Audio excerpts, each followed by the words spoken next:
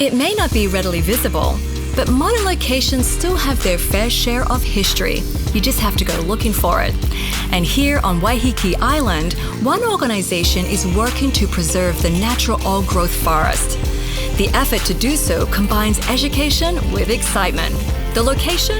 EcoZip Adventure.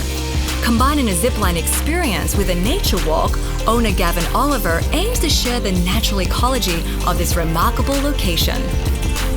Originally, when the first Europeans arrived here, about 90% of the island would have been covered in dense native forests.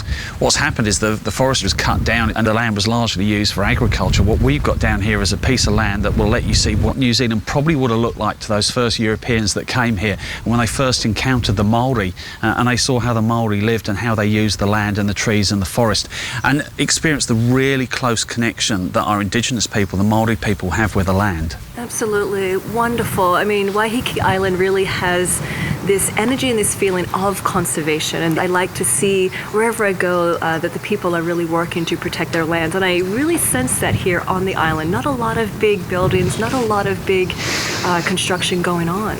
Yeah, look, the key to the island is sustainability. What we've got here is a little slice of paradise, but if you filled it full of high-rise hotels, you'd kill it. What we have to do, we have to leave a lasting legacy. So what we're trying to do with this business and what many of the other tourism operators and the vineyard owners are trying to do here is really leave something for the generations that come behind us. So let's make the best of what we've got, but let's leave it in a really good condition.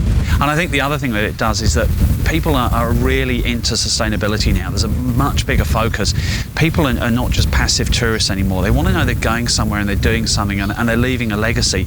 And by doing this, they do, because we take a portion of what they pay and we put that into conservation programs. So a section of once threatened forest is actually improving because we're getting visitors. Well, thank you for sharing with me, Gavin. Now I'm ready to zip on down there and truly immerse myself in that forest with my family. Well, that's great. Let's get you into some zip gear and let's go and have some fun. Woohoo!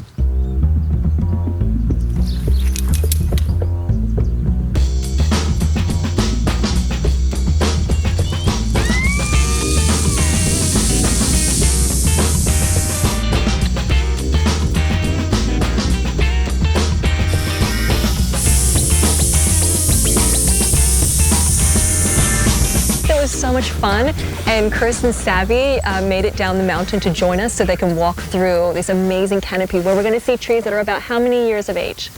200. 200, 400, maybe even 500 years old. What do you think, Savannah? It's amazing. It is amazing.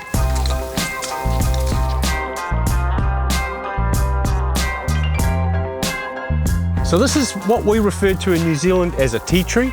This particular one is Manuka. So this is where our Manuka honey comes from. You'll see it has the little white flower. The honey is antibacterial and antifungal.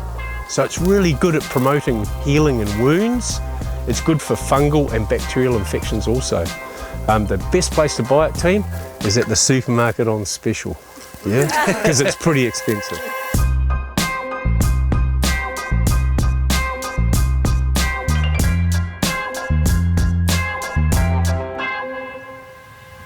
So this tree was used by the Māori people to make their waka, or their large canoes. They would get a big version of this and they would hollow it out. Some of these waka could seat upwards of 80 to 90 people. Wow. So we're talking about a really large canoe. The timber itself was used heavily for carving. Yeah, so for design, the Māori people never had a written language, so they were textile driven, and a lot of design, yeah?